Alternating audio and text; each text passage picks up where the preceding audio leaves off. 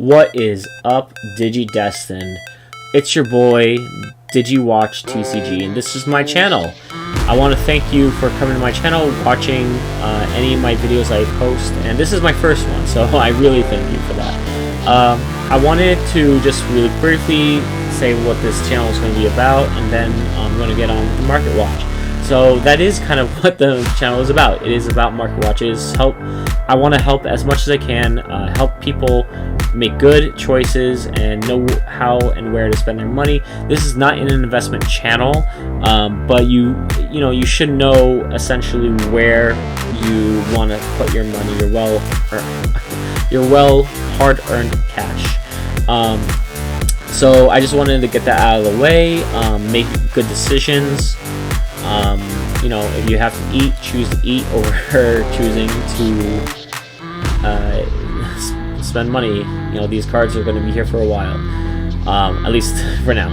But with that said, I want to start talking about the BT7 fallout right before BT8 gets here, and where a couple of prices are, and just my opinion on a couple of things. I'm hoping to put another video later this week that will cover a few other things for the upcoming BT8 set. But I wanted to start with this one with Davis Motomiya Davis Tamer. We all know how good this tamer is if you have been playing blue, or even since like BT2, BT1 format. Davis is an amazing tamer, being able to get you a blue and green, and now it really shows its value when we get to Imperial Digimon. Since you are playing dual color Digimon in that deck, you get a higher chance of pulling a green and a blue from the Reveal 3 effect, and it's a memory tamer, and it's good. And the thing is that some people have been telling me that you should try to sell these as soon as you can. They've just announced the foil, but the foil comes at I think around BT10. So I would definitely recommend holding on to these if you have the playset. If you have more, yeah, up to you what you want to do. It is going for about $17–18, around that price, $17 with here we've got R&R claiming. It's a good one, and multi monster deal is another good one. So I would definitely recommend holding on to these and waiting till we get to probably at least closer to BT9, BT10 before choosing to get rid of them. Another thing I wanted to mention was Strawbymon Altered Art. So I believe this is partially a reason is for that we had DigiFest, we had the events, and we're done with it. We're kind of just waiting for the next format. And the next format is interesting because blue hybrids don't necessarily go away. Like, they don't get hit with anything else. They lost Ice Wall. Blue is one of my colors that I choose to play, and I love this artwork. I think it's really, really cool. Probably one of my favorite Digimon in general, out of like my personal choices and what I grew up with, and the artwork is really fantastic.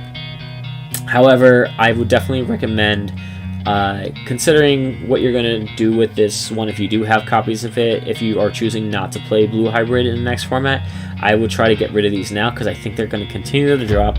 We really won't know anything until we start getting the first couple weeks of the meta, but blue hybrid is still going to be a thing in the next meta, and I would think that the price is probably going to drop maybe a couple of dollars more. I think it's going to settle right around $10 because it is still a beautiful artwork. I would just think that people are selling it, and because they're not playing anymore with it, getting ready for the next format. So next one I wanted to talk about was Beetlemon. So we get Shivamon in the next set. Really cool Digimon, really amazing effect. It's kind of like if you play Yu-Gi-Oh, it's kind of like Imperial Order. It kind of like shuts off an entire engine of options. Your opponent cannot play any options while it's suspended. And I'm sure there's ways of making that a lot more consistent. So I'm wondering, I'm very happy for my friends who play green. I personally don't, but I do see the value in it. So when I'm talking about Beetlemon, I'm thinking, even though we've seen a lot of different variants that have been kind of going back and forth in terms of tops, whether it's locals, regionals, and whatnot, I think that Beetlemon is going to maintain its price right around this level right here. I don't think it's going to go too cheap, and this is your max rarity version, so this is the pre-release version. I could see this being kind of like a final punch for game type of game gig, where you suspend, opponent kind of gets stunned, can't really do anything in terms of playing options, and maybe they also have suspended Digimon, and then you just like swing for game, because Shivamon, I believe, is when this card, I think the effect is like when it comes unsuspended, you trash the top card of your opponent's security. So this gets you an extra punch, and then you Digivolve into your 5, then your 6, which may be another Shivamon may be able to do the same thing. Hammer Spark I really wanted to just quickly touch upon. I brought up Hammer Spark over here is the U-Force Vmon, and I also wanted to talk about the Hammer Spark one that is the Tamers Evolution. So Bandai loves their blue. I think that's the one that has the most support in the majority of all the sets, and I definitely like the artworks. And I would say that if you are a fan of blue and you're looking to make a smart investment, I may actually choose to pick a bunch of these up. And I don't know necessarily. I think they may be getting ready to do a reprint, a holo reprint for Hammer Spark, but it's really good. And unless Bandai chooses at some point to hit Hammer Spark, maybe put it to 2 or something like that, or maybe it'll be the first one to pull out at 3, and just make it like slightly like less consistent. I think it's a smart investment to hold on over time. New players, especially people who are just learning about the game now and saying, "Oh, this is really cool," they're going to be looking for this as well. So that's definitely an option. And of course, if you're max rating, I have a friend who plays this, the highest rarity in his deck, and oh my god, like it really feels like the hammer's falling on you, because they're dropping $75 per, and that's about $300 total. And we can see over here, these are all Japanese listings, but once we get down here, we can see we are hitting that $75-$80 mark. I would even say that this is probably a little lower than it should, because I believe that the foil is saying that these are Japanese, so it may be taking that into account. So it might be a little closer to $80-$85, but really good investment. Mastamon, just really want to briefly touch on this. Mastamon, we do get the dual Digimon, dual color Mastamon coming on the starter deck at the BT8 release, and I believe this is actually a good option to pick up, just because we don't necessarily know how our format's going to develop, and if 4 is even needed in the current set list. And I do see a lot of Japanese meta playing 4 of the new Mastamon, the dual color Mastamon, but this might be just good to hold on to. And I really love the artwork here. This is probably one of my, I think it was actually my first altered art that I ever bought in a box, and I was like, oh wow, this is gorgeous. And people were like, yeah, it's not really played, but now it is really cool to have. And even if you're playing yellow, like just the yellow hybrid, this may be also an option of how you're going to be playing in the future. Moving forward, I wanted to briefly touch on Pulsemon. Lord Nightmon is slowly going out of favor, and I think that was the main reason that this was played. You don't really play it in many other decks, especially the ones moving forward, at least in the list I've seen in Japanese meta. With that, again, that might change based on what we see here in the TCG best of 3, but I can definitely tell you that the Pulsemon, the one that has the pre-release and the foil, that one is going to hold its value. I think it might drop a couple of dollars, maybe to 25. And this one that's a 20, I'm not going to click it just because I want to save time. But that is a damaged one, the one that's on the top here. So the lowest is at 20, but that is damaged. The actual one is the market price here, rounding market price. Pulsemon, the non-foil version, is going for 13, 14. I think it's dropped a little bit, probably settle at 10.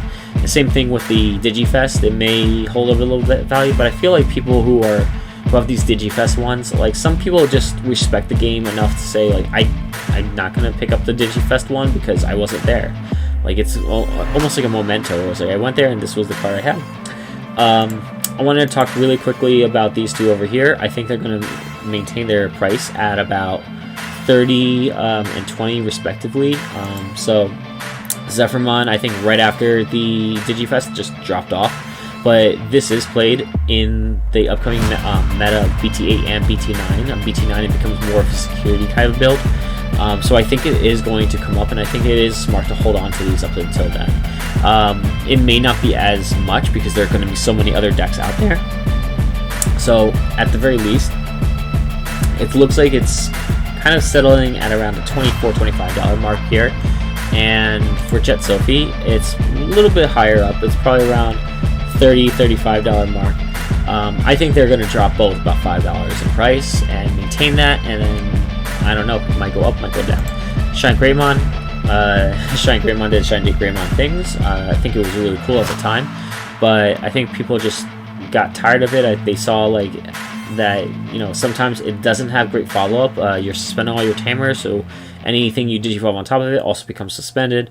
Even though it could clear a board, it just kind of was easily able to be run over and just a little too slow, honestly.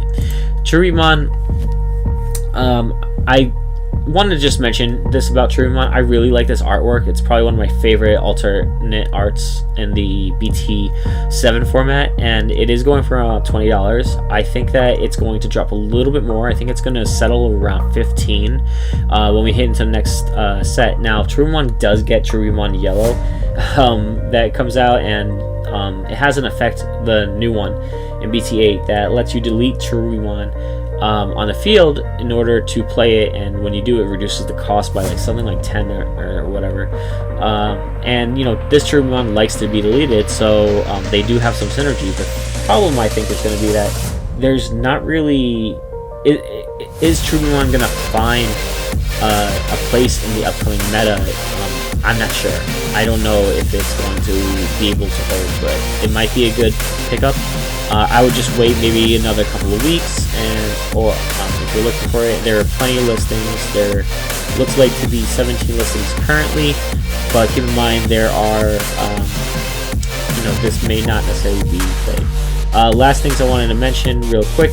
Omnimon doing Omnimon things. I have a little bit of a theory, which I'll get into, and I think I'm going to apply this to a couple of the other cards as well that I'm going to go over, is that the earlier sets, 1.5, and Great Legend, they're getting less and less boxes, at least like at more local stores. I'm sure you can buy these direct, or even boxes direct, but the problem is that like the less that are in circulation, the less there are of the chance of pulling these original arts, and Omnimon is one of the, you know, the namesakes of the game. So I would definitely recommend picking up at least one if you haven't already. I think that once these go into less and less circulation, then you are not really going to see it.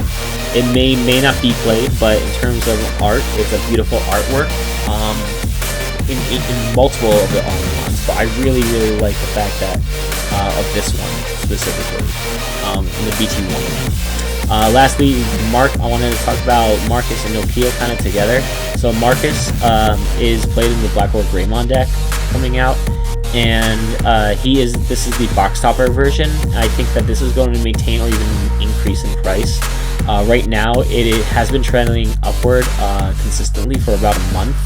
And I think that it's because more and more people are kind of using Marcus, because the difference is that with Marcus or Tai, that's like I see a lot of people switching between the two. And Marcus is, in a way I think about it, is he's more of an extender, because he's gaining you memory from swinging with the Greymon, versus Tai, who kind of just says, okay, you get an additional security swing. Well, with Blackmore Greymon, you swing for, I believe, 2 security checks anyway. I'm not 100% sure on that, but I do know that there's ways of making that more consistent. But I would definitely pick these up, and if you can't afford these, there is a rare version that you can get very easily for about $1.50. Lastly, I want to talk about Nokia. So kind of the same reason. It was when I sold mine, I unfortunately sold mine really early on. It was for $15. at the time. This has jumped to 30, and this is the same reason as Marcus, is that when you play it, you get to play an Agumon, which is great because there are play effects still work. And when digivolving into a Greymon, a card with Greymon in its name, or Omnimon, you can suspend and gain a memory, so it makes it one memory less, which is absolutely great when you're trying to get to your 5s and you want to DNA digivolve, or you need to just digivolve and you kind of save on memory that way. These are all tamer memories games, so there are going to be colors that try to like block your memory gain, and since they're tamers, you're going to get them. This is a great alternate art. I love it. But there is a rare version as well, just like Marcus, that you can pick up and easily just be able to play that version for it if you're looking for that. Last thing I want to really touch upon before ending the video is Agumon. Agumon going to be used in the Black-White Greymon deck. This is a 4 of. I'm going to make this very short and to the point. Get this now. If you're looking to play Black-White Greymon, Agumon is at a 4 of, and it is a box topper for release, BT1 release, and that was the thing. That's why I kind of put these together in this video, is because I believe that once the release kind of goes out of circulation, or until a reprint is announced, which it may or may not have, I'm not 100% sure, but I'm pretty certain it's not. This is kind of what you want to pick up for that deck, and I would highly recommend picking them up now versus waiting, because the more people, when they get figure out I want to play Black or Greymon for this format or whatnot, they're going this is going to spike. This is going to go to 10. I think it's going to, when Black or Greymon actually stays here, it's going to probably settle at a $10 or $15 mark. And if you don't have it now, you're spending $60 rather than spending something like, you know, $18 to $20 that you could have gotten a playset of. But anyway, I wanted to thank you for watching, if you've been watching up to this point, and I really appreciate it. Like and subscribe, and I will